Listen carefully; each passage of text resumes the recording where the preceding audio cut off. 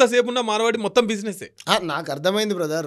వీళ్ళు బిజినెస్లు చేస్తారు, సంపాదించుకుంటారు, ఈ మన దగ్గర సంపాదించుకుంటారు. తమిళనాడులో ఈ పోరాటం మొదలైంది ఇప్పుడు, కేరళలో ఈ పోరాటం మొదలైంది ఇప్పుడు, ఓకేనా. ఆంధ్రప్రదేశ్లో అయిందో లేదో. ఎందుకు వీళ్ళు నకిలీ అమ్ముతున్నారు అని చెప్పేసి మహబూబాబాద్లో ట్యూబ్ లైట్లు నకిలీ అమ్ముతున్నారు, పైపులు నకిలీ అమ్ముతున్నారు అని వీడియోలు బయటకు వచ్చాయి.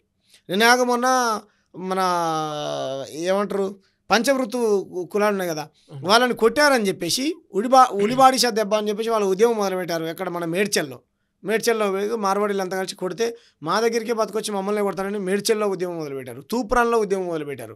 మన కర్నూల్లో ఫోన్లు డూప్లికేట్, ఛార్జర్లు ఫోన్లు డూప్లికేట్ అమ్ముతున్నారని వాళ్ళ మీద ఉద్యమం మొదలుపెట్టారు.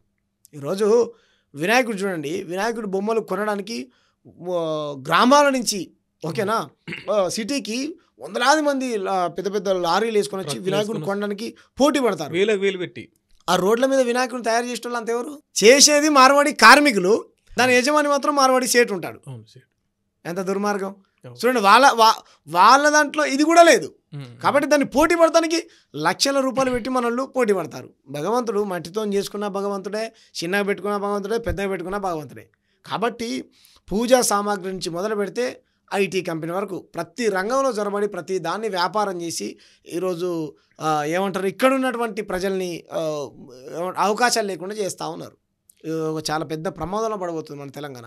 అందుకని తెలంగాణ సంపద అంతా మార్వాడి చేతిలోకి వెళ్ళిపోతుందా? 100% అంతే అనుకోవాలి కదా. నేను చచ్చిపోయిన సాయి చంద్ర రాశాడు కదా పాట, గుజరాత్ ఓన్లీ ఏదో మోసే, ఇది ఎందుకు నీకు ఇక్కడ వీటి గురించి మాట్లాడవు. ఆయన ఏం మాట్లాడతాడు? ఒక ఆయన ఉంటాడు ఎంపీ, తానం చేస్తా, పెద్దమ్మ గుడి, చిన్నమ్మ గుడి, మసీద్ దోదాం, మందిరం దోదాం, ఇదే అంటాడు తప్ప ఒక రోడ్డు తీసుకొస్తా, ఒక హాస్పిటల్ తీసుకొస్తా, ఒక కాలేజ్ తీసుకొస్తా, ఒక స్కూల్ తీసుకొస్తా, కేంద్రంతో కొట్లాడి నిధులు తీసుకొస్తాను ఎప్పుడు అన్నాడు ఆయన.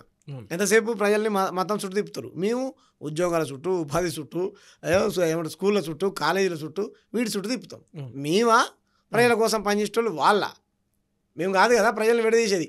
ఎస్, ఓ పని చేయండి, మీరు అంటారు కదా బీజేపీ కార్యకర్తలకే వేయండి ముందుగాల ఉద్యోగాలు, వాళ్ళకే వేయండి. వీళ్ళు కాదా బ్రదర్ కౌంటర్లు హిందువులు కాదా? నేను చెప్పినటువంటి కులాలు హిందువులు కాదా నిజంగా మీరు అన్నట్టు అట్లయితే?